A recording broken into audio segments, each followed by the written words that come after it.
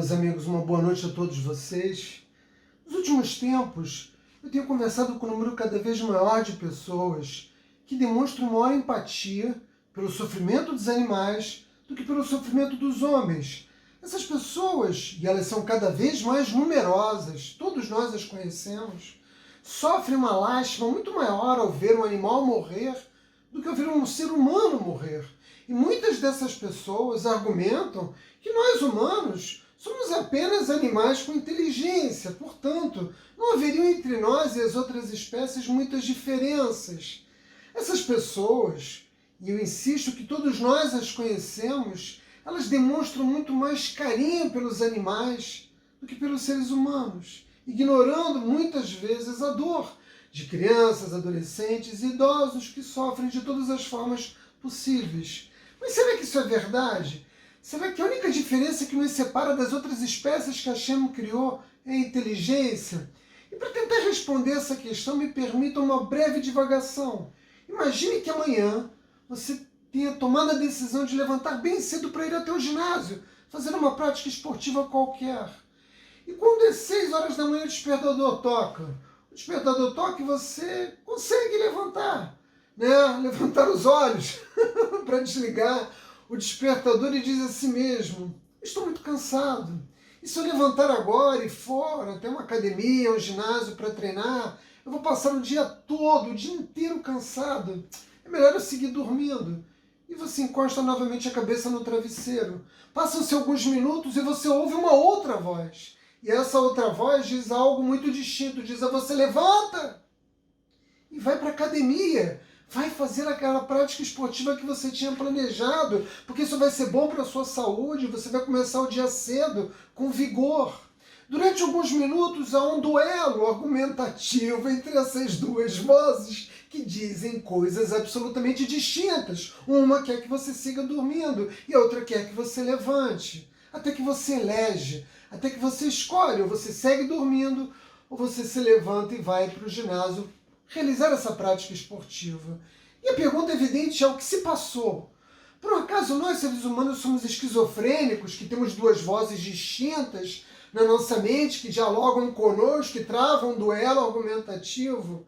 De fato, nós possuímos essas duas vozes, mas nós não somos esquizofrênicos. Deus, quando criou o ser humano, imprimiu em nós, essa marca, que marca a da existência do Yetzer Hara e do Yetzer Tov, ou seja, da má inclinação e da boa inclinação.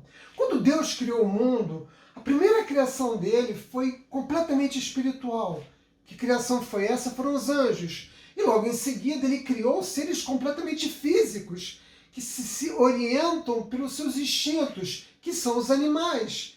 E Deus viu que era bom as suas criações, mas depois ele decidiu criar uma terceira espécie. E para poder criar essa terceira espécie, primeiro ele teve que criar um corpo físico, um corpo animal, para logo em seguida criar um anjo e colocar esse anjo dentro desse corpo físico. Nós, seres humanos, somos essa espécie. Nós somos anjos dentro de corpos animais. E é por isso que nós sentimos no curso de toda a nossa vida essas duas vozes, porque nós realmente as temos e elas dialogam, uma expressando a nossa natureza física e animal e a outra expressando a nossa natureza espiritual. Em outras palavras, meus amigos, nós fomos criados com livre-arbítrio e nós, e não outra espécie qualquer, somos capazes, podemos distinguir entre o certo e o errado. Nossa missão no mundo é justamente fazer a escolha, ou seja, ouvir sempre a nossa voz espiritual. Essa é a nossa luta, essa é a nossa batalha, nos orientarmos sempre pelo anjo que existe dentro de nós. E essa é a forma de nós sobrepujarmos, de nós nos elevarmos sobre os nossos instintos físicos. Isso requer um grande esforço. Um esforço que a maioria das pessoas não está disposta a fazer, e é por isso que elas cedem tão facilmente aos seus instintos físicos, à sua dimensão animal, em todos os aspectos da sua vida. Até porque essas duas vozes, essas duas forças foram criadas com equivalência dentro de nós e elas disputam em pé de igualdade. Mas vejam, meus amigos, quando nós conseguimos vencer os nossos instintos físicos, quando nós conseguimos fazer as escolhas moralmente corretas, nós alcançamos um grande mérito. Por quê? Porque nós conseguimos sobrepujar a nossa natureza física.